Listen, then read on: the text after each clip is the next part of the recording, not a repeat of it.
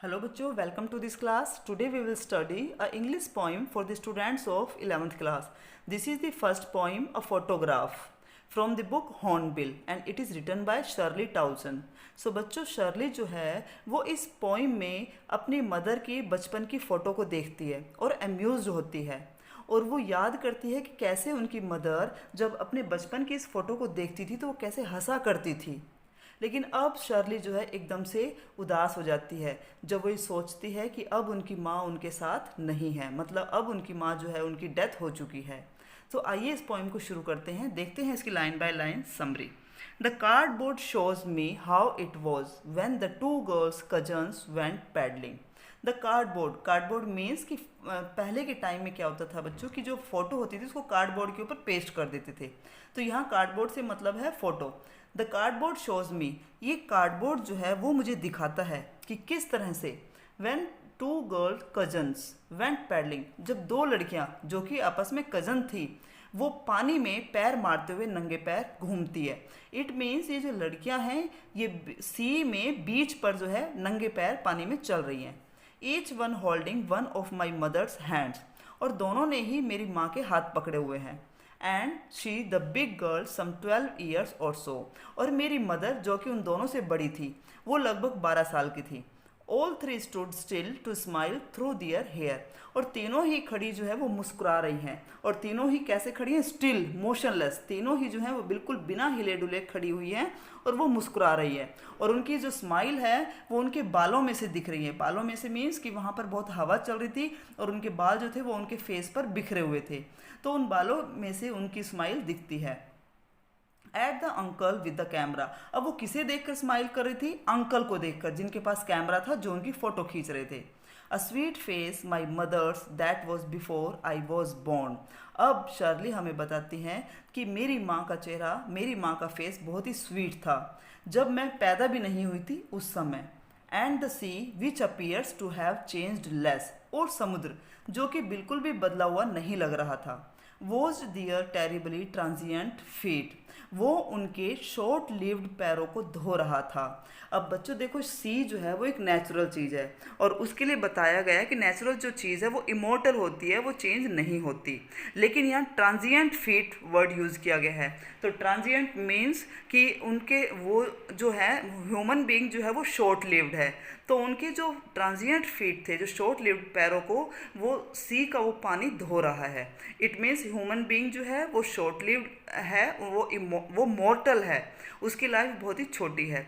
लेकिन जो सी है वो नेचुरल चीज़ है और जो नेचुरल थिंग्स होती है वो इमॉर्टल होती है, जो कि नहीं बदलती, वो वैसी ही रहती है। Now, in this stanza, some 20-30 years later, she would laugh at the snapshot. See, Betty and Dolly, she would say, and look how they dressed us for the beach. अब पोइटस हमें बताती है कि 20-30 साल बाद कि मतलब जब फ़ोटो में उनकी मदर 12 साल की लग रही थी, तो उन फ़ोटो के बाद मतलब उनके उस बचपन की 12 साल की उम्र के बाद वो 20-30 साल बाद, इट मीन्स कि उनकी उम्र होगी 32 या 42।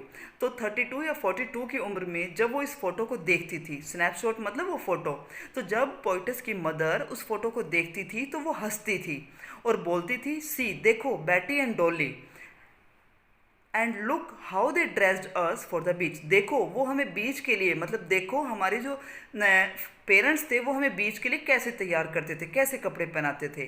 The sea holidays was her past. अब शर्ली बताती है कि सी हॉलीडेज़, की सी पर हॉलीडेज़ बिताना, ये अब मेरी माँ के लिए उनका पास्ट बन चुका था। माइन इज़ हर लाफ्टर, और मेरे लिए उनकी हंसी मेरा पास्ट बन चुकी थी। मतलब मेरी माँ जो थी अब उनका बचपना बीत चुका था, उनके सी हॉलीडेज़ जो है अब उनका पास्ट बन चुका था और मेरे लिए मेरी माँ की हंसी मेरा पास्ट बन गई थी। It means now her mother is no more. Both wry with the laboured ease of loss, wry means disappointed, और हम दोनों ही बहुत डिसअपॉइंटेड थे अपने इस लॉस की वजह से, अपने इस नुकसान की वजह से। अब उनकी मदर का क्या लॉस था कि उनका बचपना बीत चुका था, उनका सी हॉलीडेज जो थी वो अब उनका पास्ट बन चुकी थी। और यहाँ पोइटस का लॉस क्या था कि अब उनकी माँ जो है उनके साथ नहीं थी, उनकी माँ गुजर चुकी थी। तो वो कहती है कि हम दोनों ही अपने इस नुकसान से बहुत दुखी थे, बहुत डिसअपॉइंटेड थे, लेकिन फिर भी बहुत मेहनत से हम अपने आप को कंफर्ट करते हैं, बहुत मेहनत से जो है हम इस लॉस को थोड़ा सा भुला पाते हैं. She has been dead nearly as many years as that girl lived, and of this circumstance there is nothing to say at all. Its silence silences. अब She has been dead nearly as many years as the girl lived. अब उनको गुजरे हुए उनकी death को इतना time हो गया है कि जितनी वो लड़की उस फोटो में दिख रही है. कौन लड़की? पोइटस की मदर. कि जितनी पोइटस की माँ की जितनी उम्र उस फोटो में थी उतने ही साल जो है उनकी माँ को गुजरे हुए हो गए. इट मीन्स पोइटस की मदर 12 साल की थी तो उनकी माँ को गुजरे हुए 12 साल हो गए. And of this circumstance there is nothing to say at all. और इस सिचुएशन में कहने के लिए अब उनके पास कुछ नहीं था. It's silence silences. और ये खामोशी, सिचुएशन की ये खामोशी उन्हें खामोश कर देती है. सो बच्चों ये आपकी पोइम थी. Now let's see the question answer of this poem. What does the word cardboard denote in the poem? Why has this word been used? देखो बच्चों, जैसा कि मैंने पोएम की स्टार्टिंग में बताया था, कार्डबोर्ड जो है वो किसको डिनोट करता है? फोटोग्राफ को. So in this poem the cardboard denote the photograph of the poet's mother. This word has been used to show that photograph is pasted on a cardboard. So next question is, what has the camera captured? The camera has captured 3 girls on a sea holiday. One of them is the poetess mother. Each of them is holding one hand of the mother and smiling with delight. So next question is, what has not changed over the years? Does this suggest something to you? क्या चीज़ थी जो कई सालों से भी नहीं बदली थी? The sea has not changed over the years. This suggests that nature remains permanent but human life is short. इससे हमें यही पता चलता है कि जो नेचुरल थिंग्स होती है वो इमोर्टल होती है और ह्यूमन लाइफ जो है वो मॉर्टल है. The poet's mother laughed at the snapshot.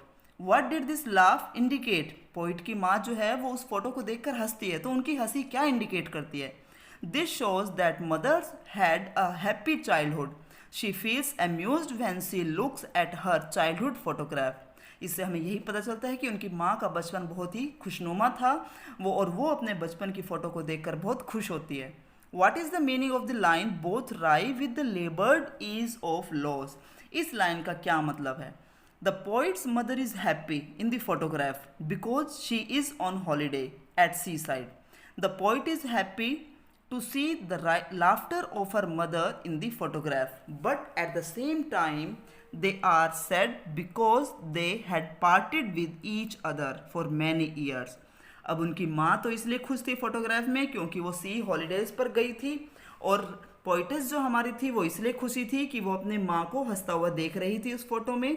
लेकिन अब दोनों ही चीज़ें नहीं रही थी, ना तो पोइटस की मदर अब थी और ना ही उनकी मदर का बचपना अब बचा हुआ था. So therefore the line has been used both rye with the labored ease of loss. Next question is, what does this circumstances refer to? This circumstances refers to the death of the poet's mother.